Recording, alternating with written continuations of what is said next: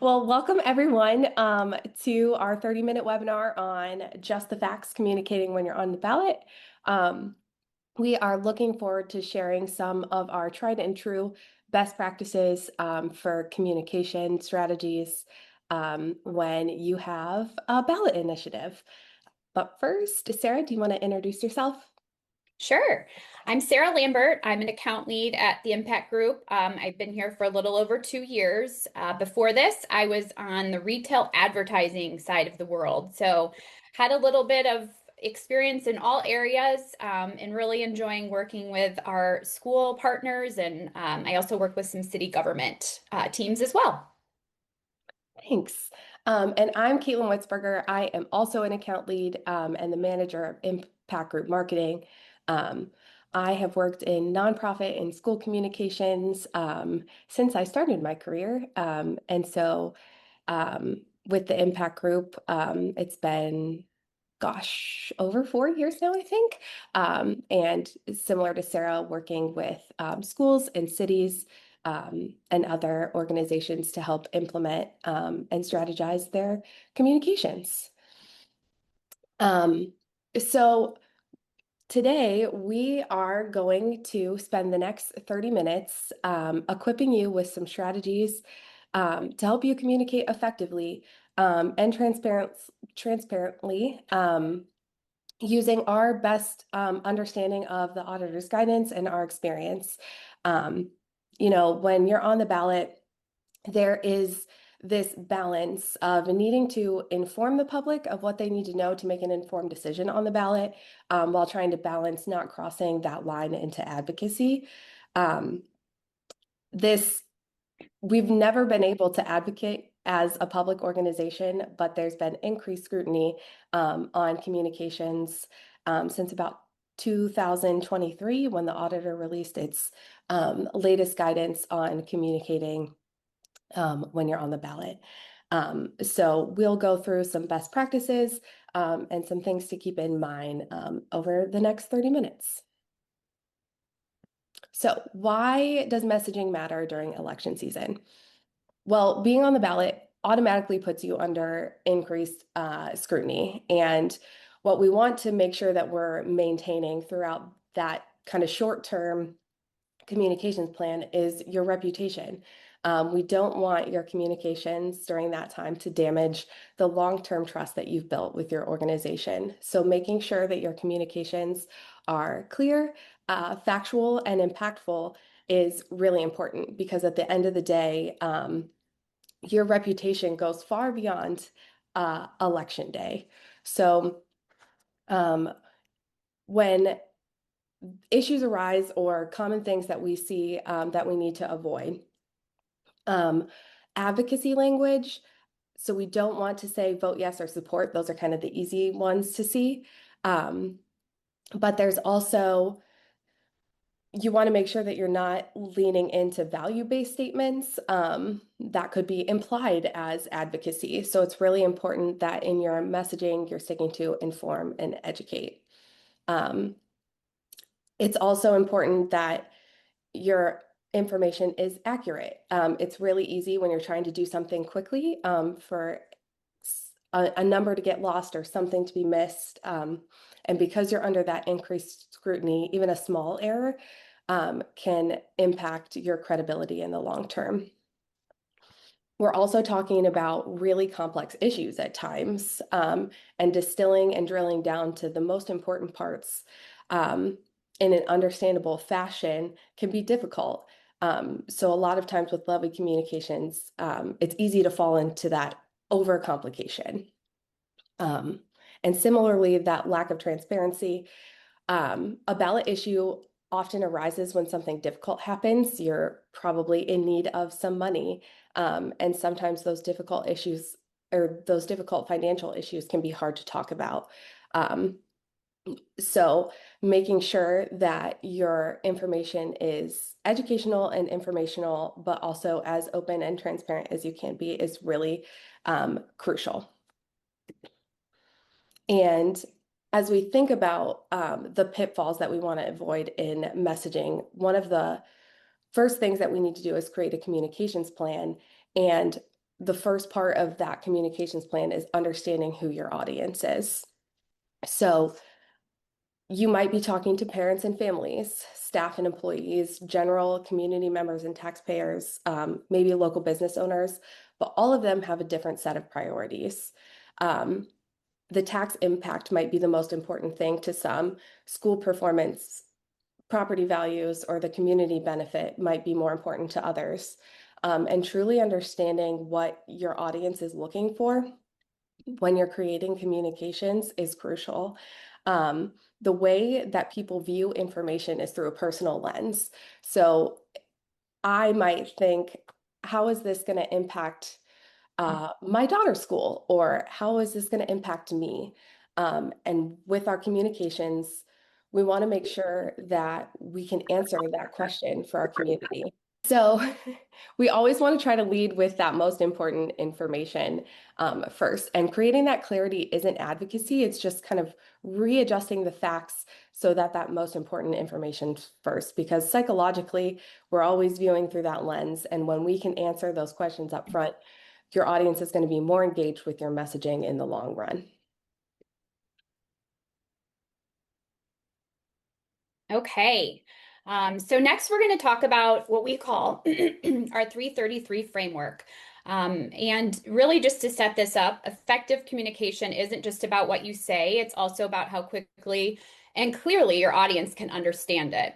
And that's where this framework comes in. So really how this works, as you'll see, we have a 3-second, a 30-second, and a 3-minute message. The 3-second is really that headline, that subject line. It's, 5 to 8 words that catches the attention. And really all you have is 3 seconds to grab someone's attention initially. So that's the hook that makes them stop and really notice. Then we have our 30-second. This is what we call our elevator pitch. So once you have their attention, you need to convey your core message succinctly. And this is where you explain what matters most and why it matters. And then we have our 3-minute. So the 3-minute is for those who want that deep dive. It's, all the information about the ballot issue. It might be everything on the website. It's an FAQ document that outlines any questions that, the community has had or staff have had or you have had and you want to answer. So for that 3-minute, it's really all the detail. This is where that full story comes in and gives that deeper content. This framework keeps your messaging simple, accessible, and layered, and it hits on the power of simplicity. So really breaking down what can be pretty complex details like levy information into digestible, relatable terms, avoiding jargon, and really by structuring your messaging, we ensure that everyone, from those that might only want that 3-second message to those who want that deep dive, get the right information at the right level.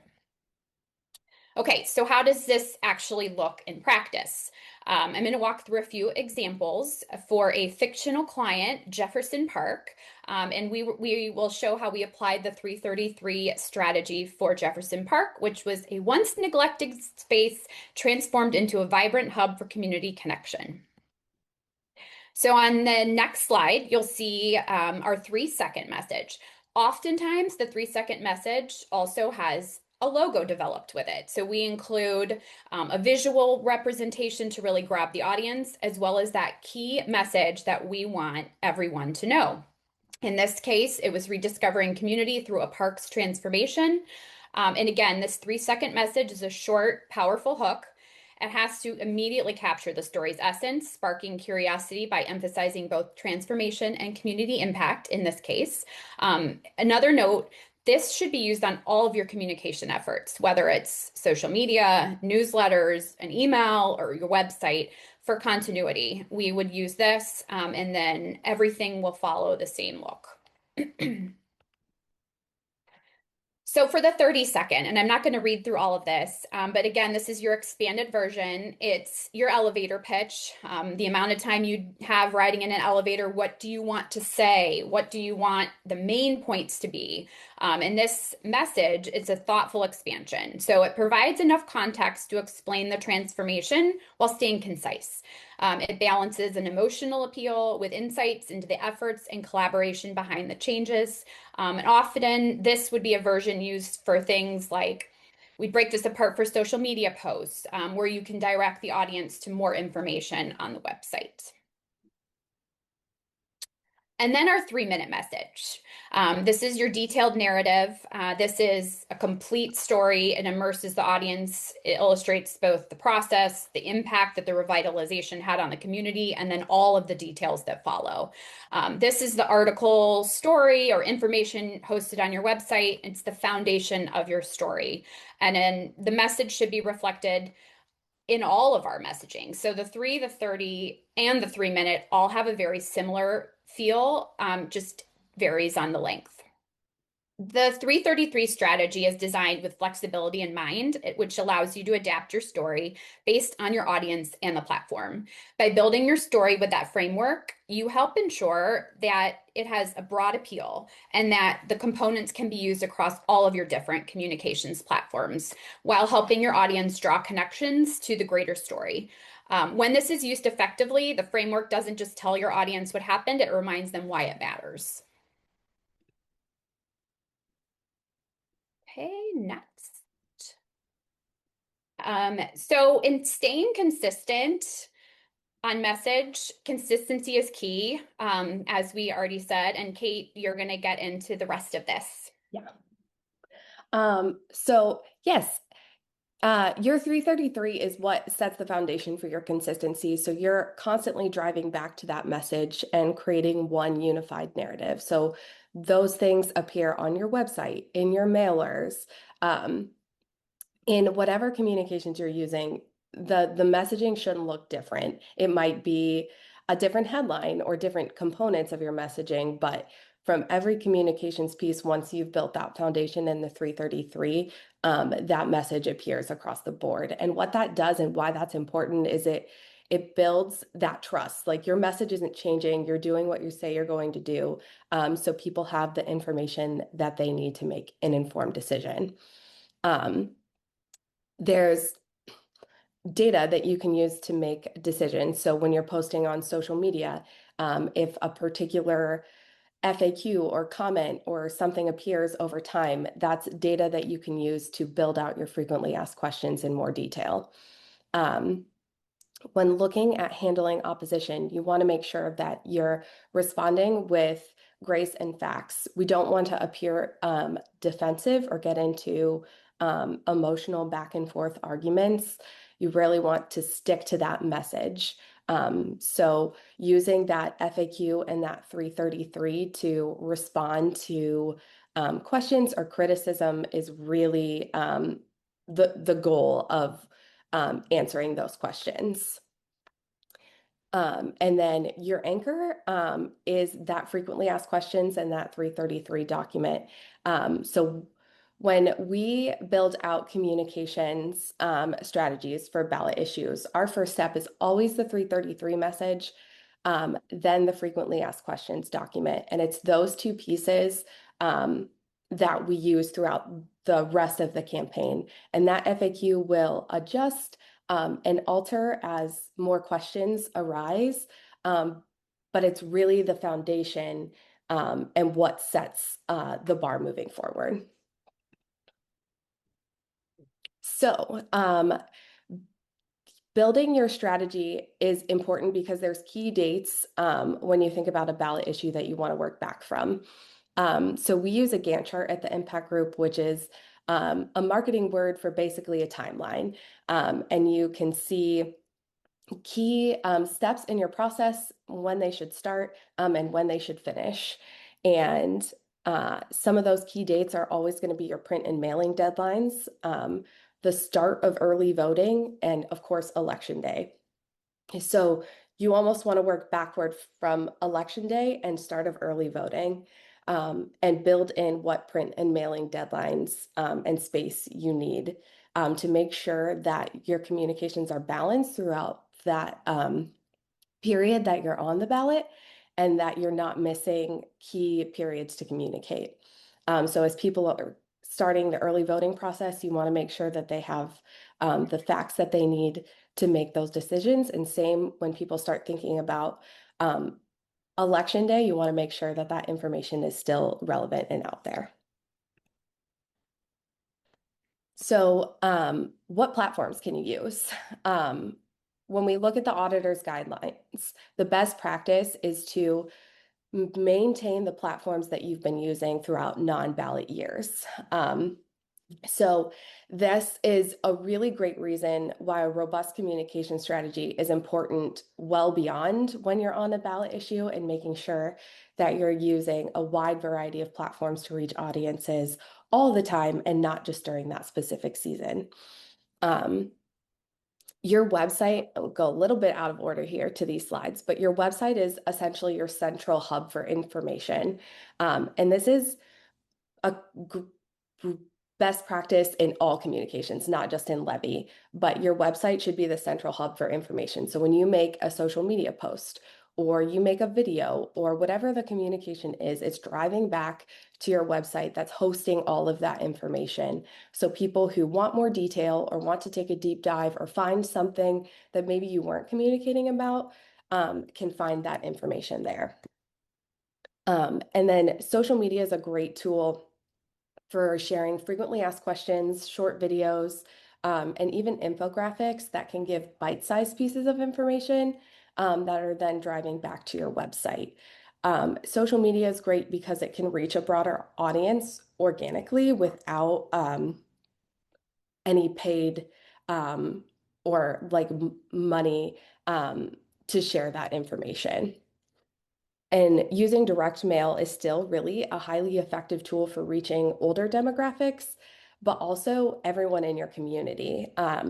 There isn't another way to make sure that every household gets a communication than with direct mail.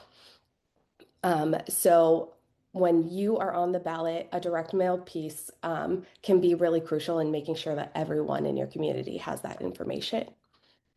And then utilizing your local TV and print media is equally as important.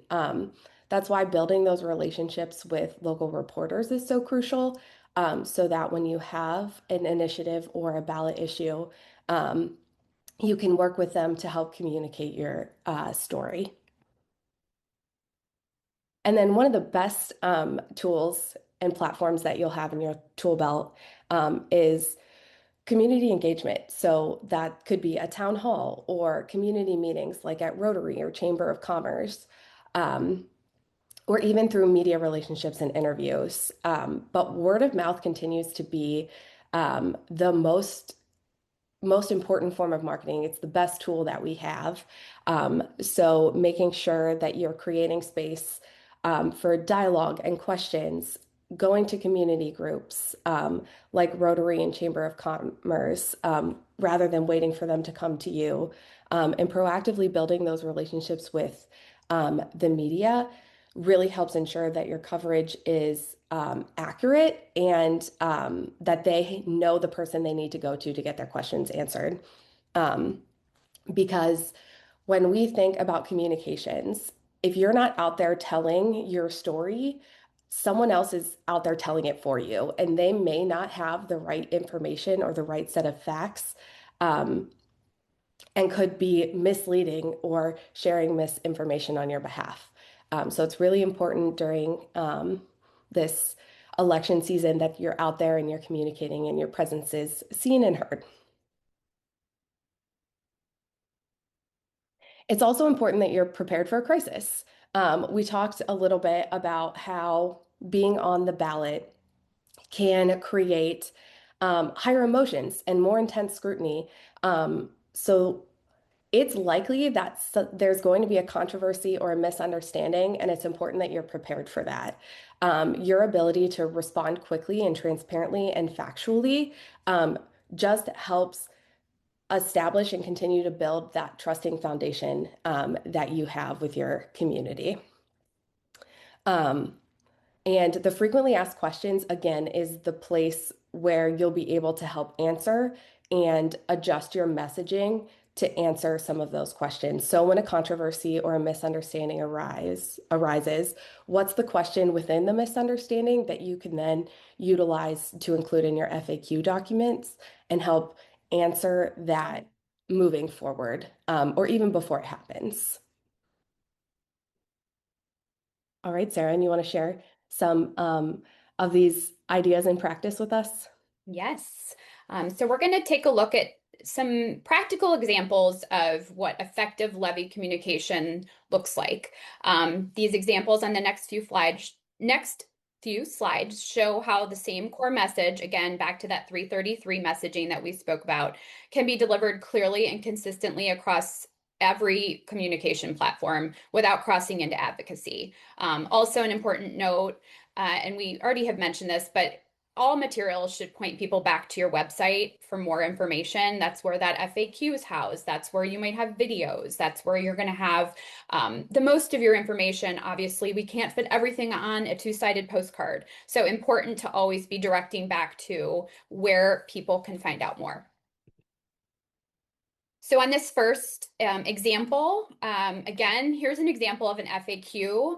This is your single source of truth for your team, your board, your community. It's a great way to make sure that everyone has the knowledge and everyone knows how to reply to questions in the community. If you have a staff member that needs to reply to something to a parent, this is a great document that, again, as Kate said, you add to. So you might start out with 12 different questions on the FAQ, and by the end of the election season, based on what you're hearing from the community or questions people have had, you keep adding to this. So it becomes a really robust document that has all of the factual information.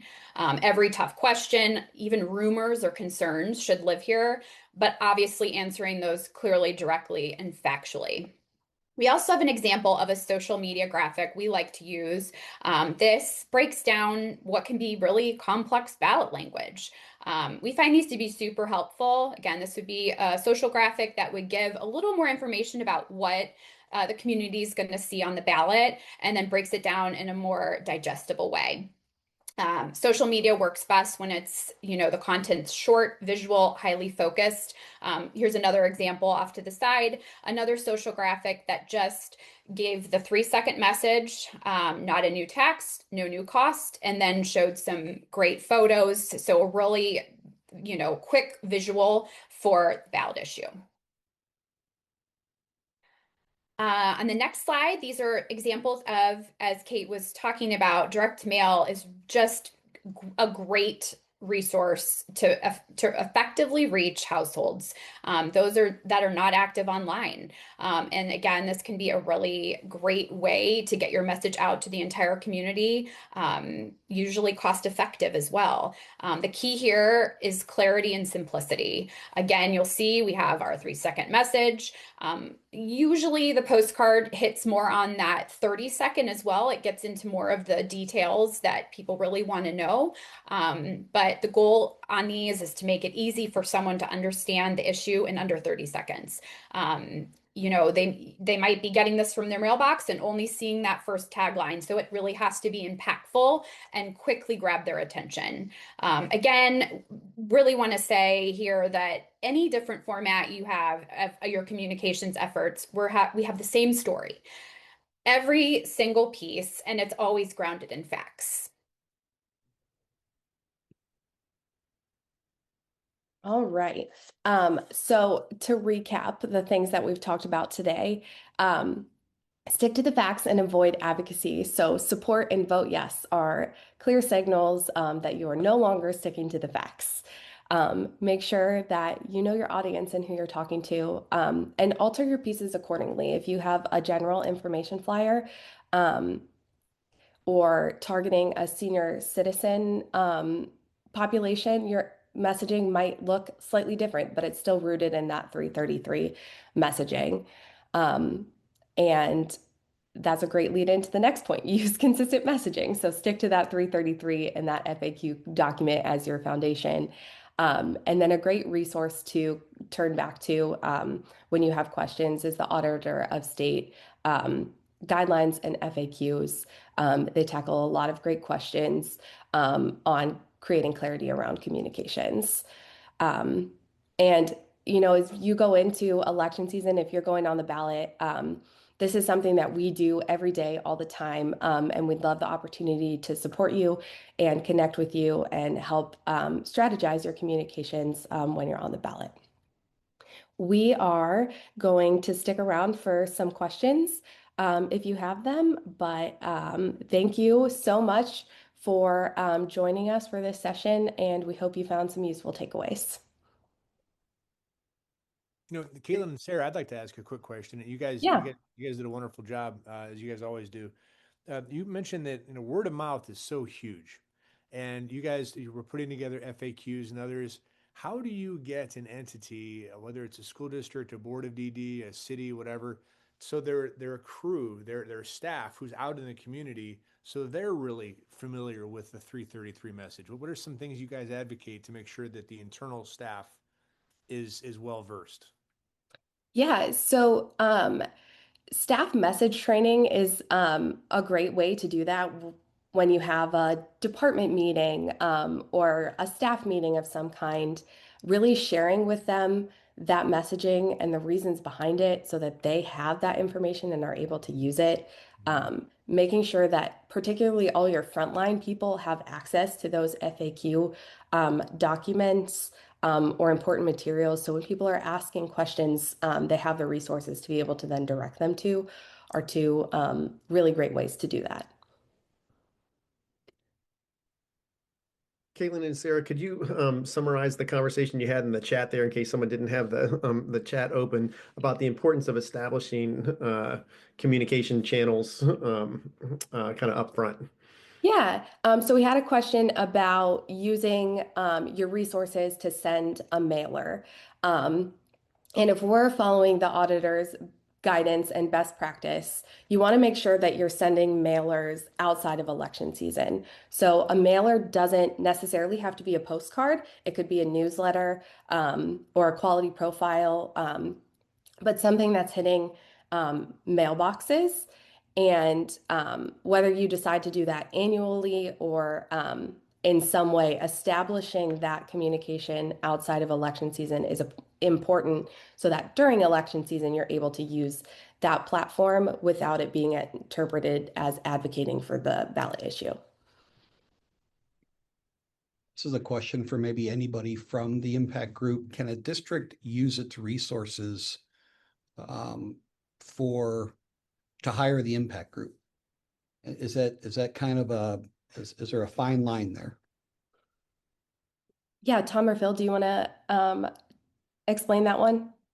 Yeah, actually, it's not a fine line at all. You could, or an organization like us or others, absolutely, as long as it's factual, as long as we are working to get the facts out, so your population can make an educated decision on what's happening. At the end of the day, they can vote yes or no if that's up to them, but we need to get them the facts so they can make an intelligent decision. So absolutely, we work with many, many entities where we are in fact doing that. We're helping those entities get out the facts so the population can make an informed decision. Okay, maybe we can have a follow up offline or something. But you guys have examples of school districts that you've worked with on that very issue. Many. Thank you. Absolutely. And we have a question in the chat. What would you suggest the best process is for developing a budget and then raising the funds? So that is more of a PAC side initiative. You, as the public organization, for your ballot issue, aren't going to be able to raise dollars. But as a PAC, that is your avenue to then be able to do that. That was from our good friend Mayor Kern. How you doing, Bill? Would you please actually expand? I know we're kind of getting close to time. Would you guys expand on that really quick? The idea it's kind of church and state. There's the factual side, which you're able to non-advocacy, and there's the political action committee, the PAC side, which you can do advocacy. Can you guys explain the relationship, or frankly non-relationship, with those two entities? Yeah. And Sarah, feel free to, oh, go ahead. Oh no, I can jump in. You Yeah. go ahead. I was just going to say, feel free to share your experience too, because I know you've recently worked on both sides of those communications. But as a public organization, you have the ability to share the facts. A political action committee is the organization that has the ability to advocate either for or against the issue on the ballot. It's more common that they're for than they are against, but it could be both sides. Um, and the PAC would raise money and be able to do things like yard signs and door hangers, and that really forward vote yes or support language.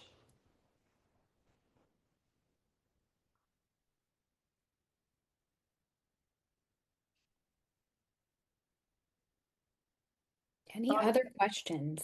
So just real quick, I'm coming from kind of the PAC side, but our district is working, like we're working hand in hand with our district. Yeah. So establishing messages, should we still try to keep, I mean, we're still taking everything we have from our treasurer and our superintendent to use those facts and just getting the facts out.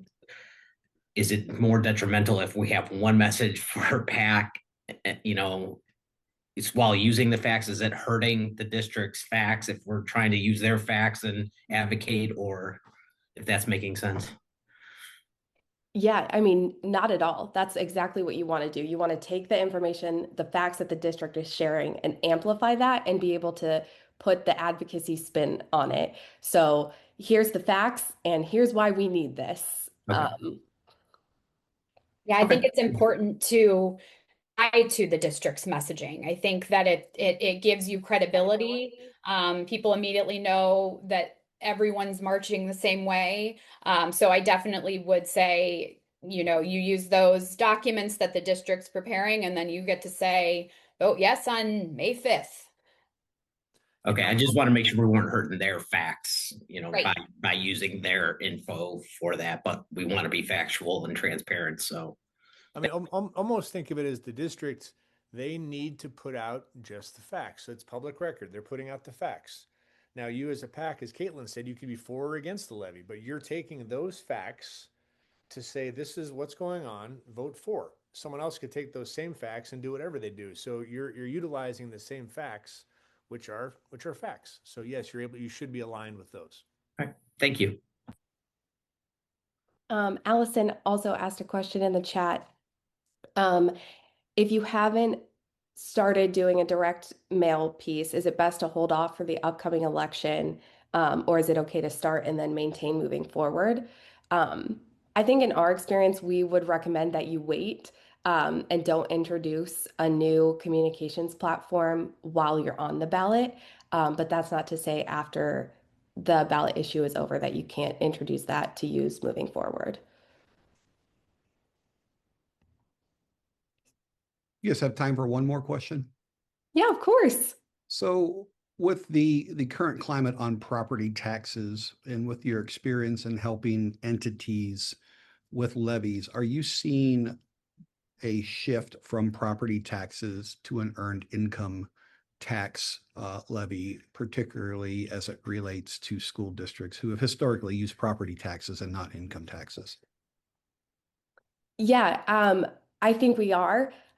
We have been working with a few different districts who are considering that moving forward just because of the instability of property taxes right now. Um, so it definitely is a shift from how that has worked in the past. It's a shift, and that requires some extra thought in that people are so hardwired to know what a property tax is, to explain what an earned income tax is. You can certainly do it. It just requires some effort. It requires a lot of consistency, and this is what it is, this is what it isn't, this is who it impacts, this is who it doesn't. So you can go down that road. It requires some extra messaging push.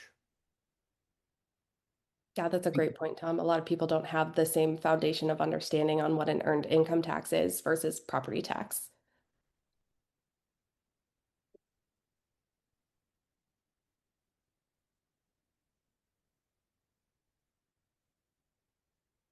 All right. Well, if we don't have any more questions, we will end our webinar here, and just thank you again for all of your time. And if you do have any questions, please feel free to reach out to us. We'd be happy to continue the conversation.